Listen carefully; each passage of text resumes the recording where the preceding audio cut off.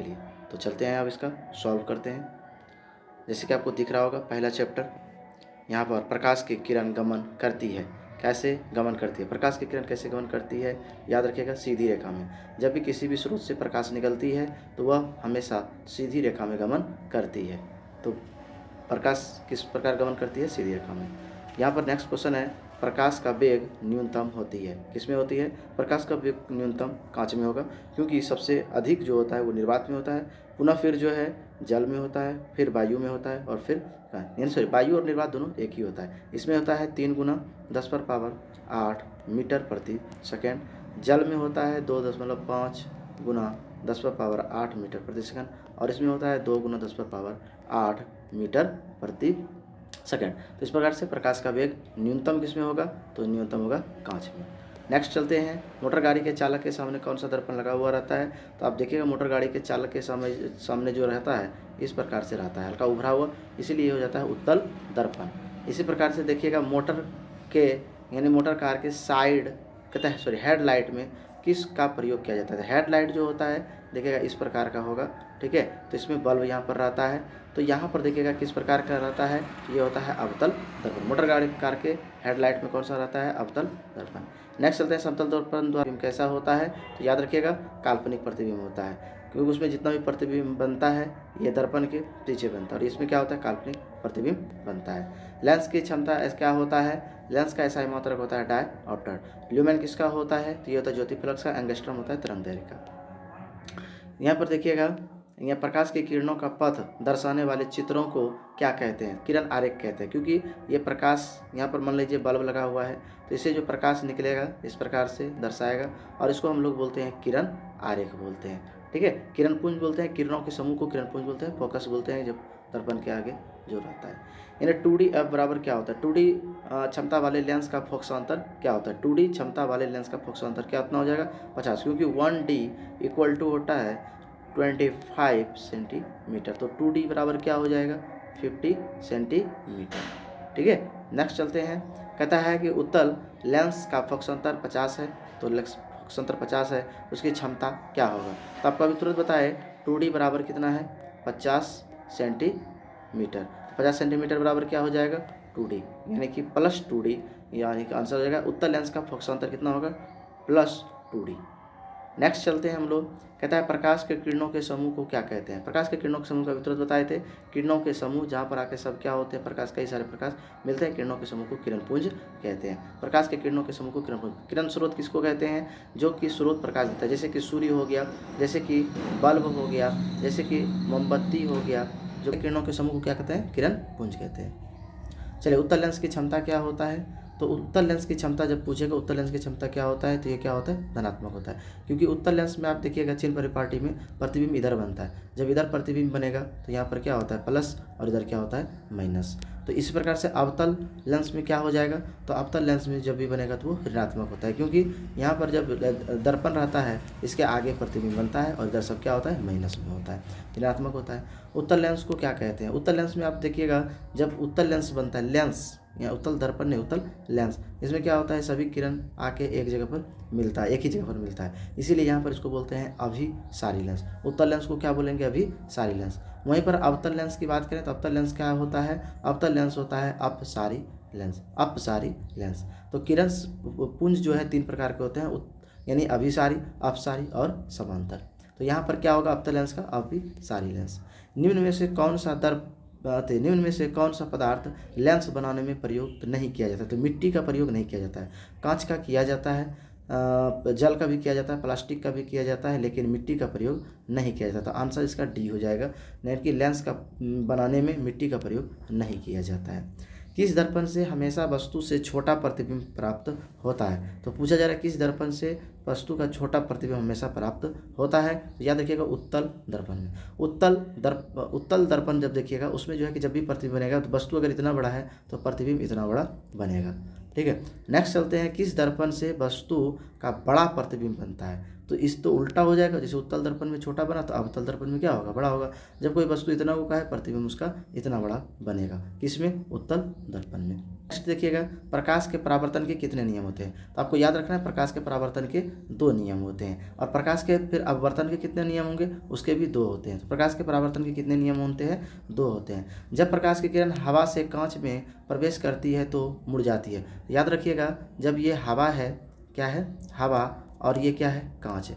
तो हवा जो होता है, हवा होता है विरल माध्यम, ठीक है, और कांच क्या हो जाएगा यहाँ पर, विरल, और कांच क्या हो जाएगा यहाँ पर, सघन, क्योंकि जो जिसका डेंसिटी ज़्यादा होता है वो होता है सघन, और जिसका डेंसिटी कम होता है वो होता है विरल। तो प्रकाश यहाँ आएगा, इसको जो है इस प्रकार से गुजरना, यहाँ अविलंब है तो इधर जाना चाहिए, लेकिन जाता इधर है, ठीक है, इधर नहीं जाएगा, ये इधर ना जा कर के क्या होगा, इधर चला आएगा।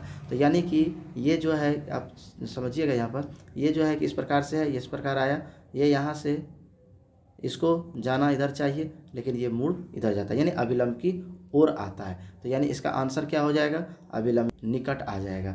यानी जब प्रकाश की किरण हवा से कांच में प्रवेश करेगी तो क्या होगा, यानी कि निकट आ जाएगा।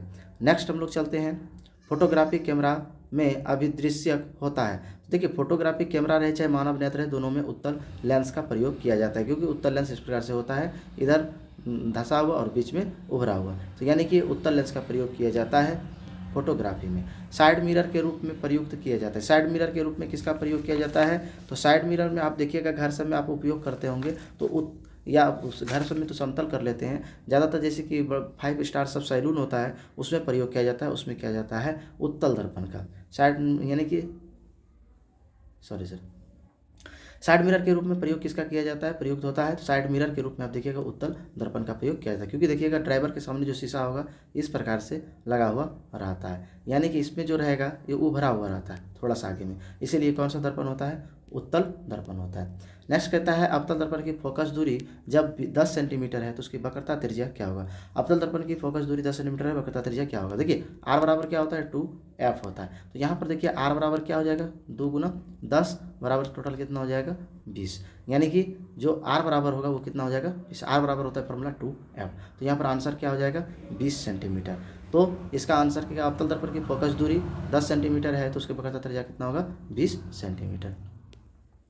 नेक्स्ट हम लोग कहते हैं कि निर्गत किरण एवं अभिलंब के बीच के कोण को क्या कहते हैं। तो देखिए, निर्गत किरण और अभिलंब के बीच के कोण को क्या कहते हैं, निर्गत कोण कहते हैं। यहाँ पर देखिएगा अभिलंब और निर्गत किरण, तो इसको क्या बोलते हैं, निर्गत कोण। देखिए जब ऐसा नहीं हो, यानी कि यहाँ पर इसको आपतित किरण भी कहते हैं, आपतित किरण और अभिलंब के बीच बने कोण को आपतन कोण कहते हैं, लेकिन यहाँ पर निर्गत किरण जब लगाया है तो इसलिए यहाँ पर बोलेंगे निर्गत कोण, ठीक है। नेक्स्ट जो है, सरल सूक्ष्मदर्शी में प्रयोग किए जाते हैं। कौन सा लेंस, क्या देखिए, सूक्ष्मदर्शी जब भी होगा उसमें दर्पण का प्रयोग नहीं होगा बल्कि लेंस होगा, तो इसमें कौन सा होगा, उत्तल लेंस का प्रयोग किया जाएगा। सरल सूक्ष्मदर्शी में कौन सा लेंस का प्रयोग होता है, तो उत्तल लेंस का प्रयोग होता है। किस लेंस के द्वारा सिर्फ काल्पनिक प्रतिबिंब प्राप्त होते हैं। तो देखिए, किस लेंस के द्वारा सिर्फ काल्पनिक प्रतिबिंब प्राप्त होता है, तो आपको क्या याद रखना है, यानी कि अवतल लेंस के द्वारा। परावर्तन के, यहाँ पर क्वेश्चन, नेक्स्ट क्या क्वेश्चन आ गया, पर यानी कि परावर्तन के नियम से निर्धारित होते हैं। तो देखिए यहाँ पर जो है ना, परावर्तन के नियम से निर्धारित होता है, परावर्तन कोण बराबर है अपवर्तन कोण के। परावर्तन कोण किसके बराबर है, अपवर्तन कोण के बराबर होते हैं। नेक्स्ट जो है कहता है, काल्पनिक प्रतिबिंब होता है, सीधा होता है, उल्टा होता है, दोनों हो सकता है। तो आपको क्या याद रखना है कि यानी कि कैसा होता है, तो ये सीधा होता है। काल्पनिक प्रतिबिंब कैसा होता है, तो ये सीधा होता है। क्या याद रखना है, काल्पनिक प्रतिबिंब कैसा होता है, तो ये याद रखना है, सीधा होता है, ठीक है। तो चलिए नेक्स्ट क्वेश्चन 27 नंबर है, काल्पनिक प्रतिबिंब होता है, कैसा होता है, तो ये हमेशा सीधा होता है, ये याद रखना है, ठीक है, ये याद रखिएगा, सीधा होता है। चलिए नेक्स्ट हम लोग चलते हैं, लेंस से मुख्य फोकस की संख्या कितना होता है। लेंस से मुख्य फोकस की संख्या कितना होगा, तो लेंस से मुख्य फोकस की संख्या कितना होगा, 2 होगा। लेंस से मुख्य फोकस की संख्या कितना होगा, तो 2 होगा। नेक्स्ट हम लोग देखते हैं, कहता है सर्च लाइट का परावर्तक सतह क्या होता है। सर्च लाइट देखें, सर्च लाइट जो कि डॉक्टर सब देखता है, इसके क्या होता है, सर्च लाइट का परावर्तक सतह क्या हो जाएगा, तो सर्च लाइट का परावर्तक सतह हो जाएगा अवतल दर्पण। सर्च लाइट का परावर्तक सतह क्या होता है, तो सर्च लाइट का परावर्तक सतह अवतल दर्पण होता है। दाढ़ी बनाने में किस दर्पण का प्रयोग किया जाता है? तो सबको पता होगा, अवतल दर्पण का प्रयोग किया जाता है। दाढ़ी बनाने में किस दर्पण का प्रयोग किया जाता है? तो अवतल दर्पण का किया जाता है। नेक्स्ट कहता है कि उस एक उत्तल लेंस की क्षमता 1 डायोप्टर, तो उस लेंस की फोकस दूरी क्या है? तो उसका फोकस क्या हो जाएगा? प्लस में 100 सेंटीमीटर, प्लस में 100 सेंटीमीटर। नेक्स्ट है कह रहा किसी गोलीय दर्पण तथा किसी पतले गोलीय लेंस दोनों की फोकस दूरी -15 सेंटीमीटर है, तो दर्पण तथा लेंस संभव है। दर्पण तथा लेंस दोनों संभव है, यानी दोनों अवतल दर्पण, दोनों अवतल के लिए क्या होगा इसका आंसर? दोनों अवतल के लिए। प्रकाश के अपवर्तन के कितने नियम होते हैं? बताइए। प्रकाश के अपवर्तन के नियम पहले भी बता चुके हैं, 2 नियम होते हैं। प्रकाश के अपवर्तन के नियम कितने होंगे? 2। परावर्तन के भी 2। कहता है किसी माध्यम के अपवर्तनांक का मान sin I बटा sin R होता है। sin I बटा sin R, किसी माध्यम के अपवर्तनांक का मान कितना होगा? sin I बटा sin R हो जाएगा। एक उत्तल लेंस होता है। एक उत्तल लेंस क्या होगा? सभी जगह समान मोटाई, बीच की अपेक्षा किनारे पर मोटाई, किनारे की अपेक्षा बीच में मोटाई। तो आंसर क्या हो जाएगा? यानी कि आंसर यहाँ पर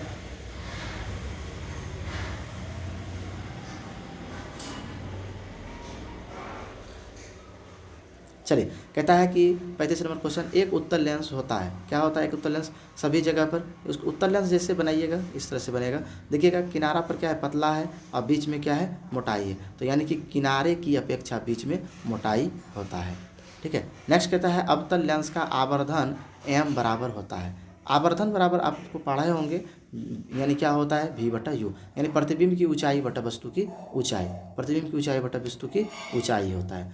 गोलीय दर्पण में फोकसांतर एवं वक्रता त्रिज्या के बीच संबंध क्या होता है? r बराबर क्या होता है? 2f होता है। r बराबर 2f, यानी कि गोलीय दर्पण में फोकसांतर एवं वक्रता त्रिज्या का संबंध क्या होगा? r बराबर f, यानी 2f। सोलर कुकर में प्रयोग किए जाते हैं। किस दर्पण का प्रयोग किया जाता है सोलर कुकर में? तो सोलर कुकर में प्रयोग किया जाता है अवतल दर्पण का। सोलर कुकर में प्रयोग किया जाता है अवतल दर्पण का। उत्तल लेंस में बना प्रतिबिंब होता है। उत्तल लेंस में बना प्रतिबिंब क्या होता है? बराबर होता है, सीधा, बराबर और सीधा होता है, वास्तविक और उल्टा होता है, वास्तविक और सीधा होता है, इनमें से कोई नहीं होता है। बताइए क्या होगा उत्तल लेंस में? तो उत्तल लेंस में याद रखना है कि वास्तविक और उल्टा होता है। उत्तल लेंस में बना प्रतिबिंब कैसा होगा? तो वास्तविक और उल्टा होगा। कहता है किसी लेंस में जब बीम f और 2f के बीच होता है तब बना प्रतिबिंब कैसा होता है? यानी कि उत्तल लेंस में जब बीम f और 2f के बीच रखा होता है तब उसका बना प्रतिबिंब कैसा होगा? बताइए कैसा होगा? तो बड़ा और वास्तविक प्रतिबिंब होगा। कैसा होगा? बड़ा और वास्तविक प्रतिबिंब होगा। नेक्स्ट चलते हैं। 41 नंबर कहता है 2 वक्रीय पृष्ठों से घिरे ठोस माध्यम को कहते हैं? गोलीय दर्पण, त्रिज्या, गोलीय लेंस और बताइए क्या कहेंगे इसको हम लोग? जो है कि जब यानी कि वक्रीय पृष्ठों से घिरा हुआ रहेगा, 2 से, एक इधर से एक इधर से, तब बताइए इसको हम लोग क्या कहेंगे? तो इसको कहेंगे गोलीय लेंस। क्या कहेंगे? गोलीय लेंस। वह गोलीय दर्पण जो कि बाहर की तरफ वक्र हो क्या कहलाता है? वह गोलीय दर्पण जो बाहर की ओर वक्र हो उसको क्या कहेंगे? उत्तल दर्पण। बाहर गोलीय दर्पण जो कि बाहर की ओर क्या हो? वक्र होता है। ठीक है, इसको क्या कहेंगे हम लोग? बाहर की ओर वक्र होगा, तो इसको हम लोग क्या कहेंगे? तो इसको कहेंगे उत्तल दर्पण। 43 नंबर क्वेश्चन कहता है गोलीय दर्पण के परावर्तक पृष्ठ के यानी केंद्र को क्या कहा जाता है? यानी कि क्या कहा जाता है या क्या कहा जाता है की बात है। तो इसको क्या कहते हैं हम लोग? इसको कहते हैं ध्रुव। यानी कि गोलीय दर्पण है, ठीक है, या इस दर्पण है चाहे इस दर्पण, इस केंद्र को या इस केंद्र को क्या कहेंगे हम लोग? यहाँ पर ध्रुव कहते हैं। पी से पोल से सूचित करते हैं।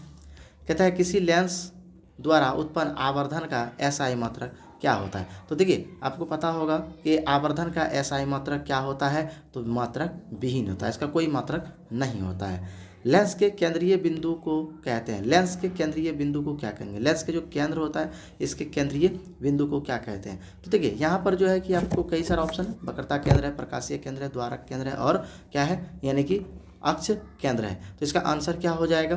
प्रकाशक केंद्र हो जाएगा। इसका आंसर होगा प्रकाशक। लेंस के केंद्रीय बिंदु को कहते हैं प्रकाशक केंद्र कहते हैं।